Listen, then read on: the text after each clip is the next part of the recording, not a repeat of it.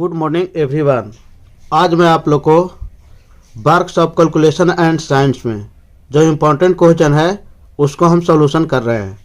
तो ये जो वर्क्स ऑफ कैलकुलेशन है उसमें सवाल जो आते हैं वो आप सही से बनाते हैं तो फुल मार्क्स आते हैं।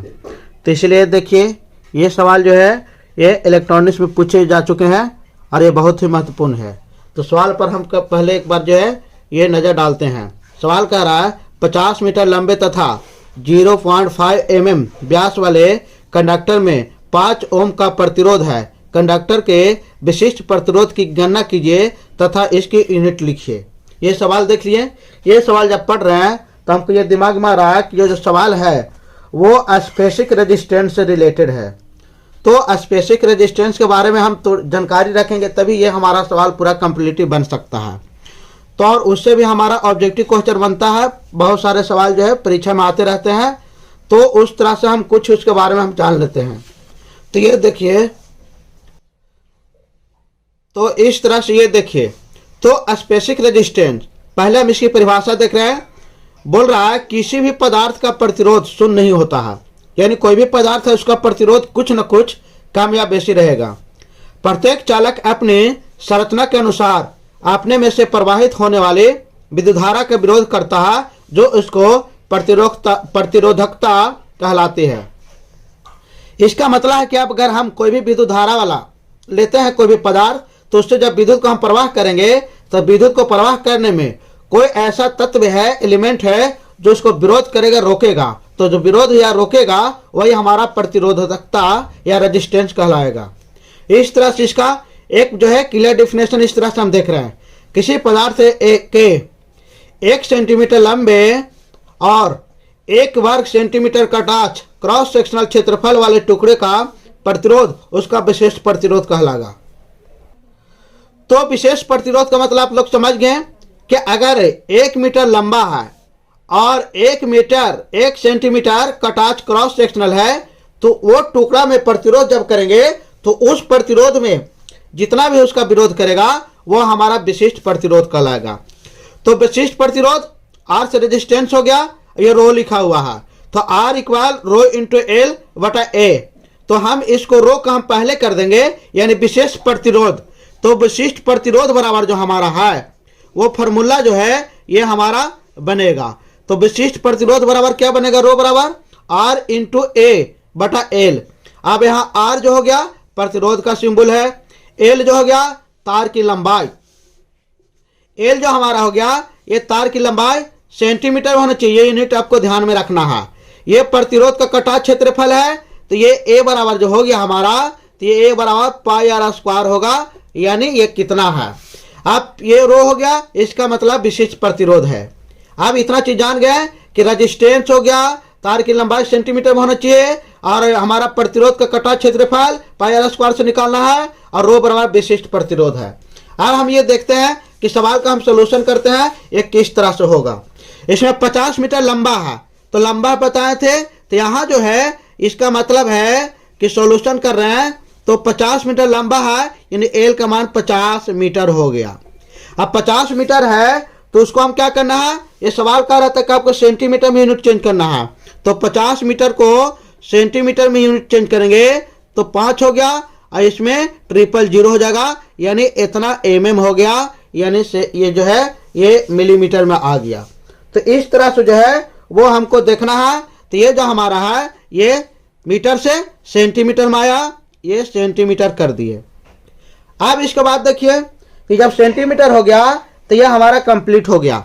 अब हमारा कह रहा कि ये व्यास है यानी स्मॉल डी डायमीटर बराबर 0.5 mm दिया हुआ है।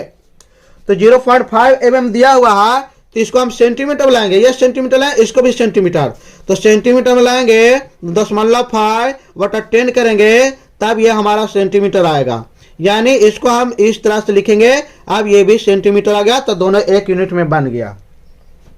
अब हमारा कह रहा कि 5 ओम का प्रतिरोध, तो ओम लगा हुआ है इसका मतलब प्रतिरोध है, तो ये मान का आर का मान जो है 5 ओम दे दिया है। तो जब 5 ओम दे दिया तो इसका हम क्या काम कर रहे हैं कि ये हमारा फिक्स हो गया। अब इस तरह से हम फॉर्मूला लगा रहे हैं तो फॉर्मूला हम देखें कि यहाँ विशिष्ट प्रतिरोध बराबर, तो रो बराबर क्या है, R इंटू ए बटा एल है। तो इसको हम लिख रहे हैं, तो हमारा जो है रो बराबर हो गया, तो रो बराबर जो है फॉर्मूला वो हम लिख रहे हैं, तो R इंटू हो गया, I इंटू ए हो गया और बटा एल हो गया। तो R तो आप समझ रहे हैं, R का मान कितना दिया हुआ है, तो R का मान 5 है, तो 5 लिख दिए। और रो मैंने पाई आर स्क्वायर, तो पाई आर स्क्वायर। और ये जो हमारा है L, तो L का मान हमारा जो है दिया हुआ है, आपका L का मान कितना आ गया, ये आ गया 120। अब इसको पाई का मान समझ रहे हैं, तो पाई इंटू पाई का मान 3.14 और आर स्क्वायर, ये वाला ये हमारा डी दिया हुआ है, तो इसको हम आर करेंगे तो क्या हो गया 0.05/2। अब ये स्क्वायर कह रहा है ना, तो 2 बार लिखेंगे, तो 0.05 इंटू 0.05 अब बटा जो है ये 2 हो गया और ये 2 हो गया। अब इसमें देखिए कि यहाँ से कितना था, एक पहले जो है ये हमारा था। अब इसको हम सॉल्यूशन अच्छा से कर रहे हैं, तो देखिए ये सबको हम गुना करेंगे, तो सबको गुना करेंगे तो 5 इंटू 3.14 इंटू 0.05 इंटू 0.05, सबको जब हम गुना करेंगे तो ये गुना करने से जो आएगा ये 0.0 ये गुना आप लोग कर लीजिएगा, तो 3925 आएगा, इतना आ गया। और नीचे से आपको गुना करेंगे तो 4×5 20, ये 20 हो गया, 1 2 3 0 1 2 3 0, ये पूरा कंप्लीट आ गया। अब दोनों का हम इसको भाग देंगे, तो जब भाग देंगे तो हमारा जो सवाल आएगा भाग देने से, उसको हम देख करके देख लेंगे अच्छा से, तो ये हमारा भाग दे रहा है, तो उसको हम भाग दे करके देख रहे हैं, तो ये जो आएगा 0.1 2 3 4, 4 को 0 हो गया और एक और 0 इसमें आएगा, तो एक और 0 आ गया, और इसके बाद 19.625 आएगा।